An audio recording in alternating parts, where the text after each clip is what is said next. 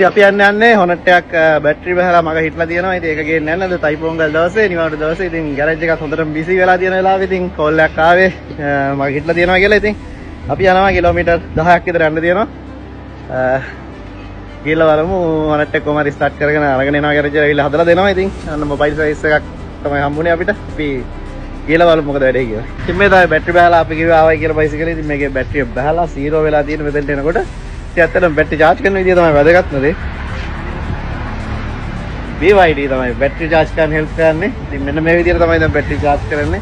මේ charge කරලා අර බැටරි කරලා අපි මෙහෙම කඩවතට ගෙනියනවා. බලලා තිබ්බ හොනට් එකේ මේ තියෙන හොනට් එක බැටරි charge කරන්න ඉතින් අපි use කරන්නේ BYD එක. මේකට power connect කරලා මේක charge වෙනවා. මෙතන charging වැඩ කරනවා. මම ටික රිප්ලේස්මන්ට් එකට යනවා.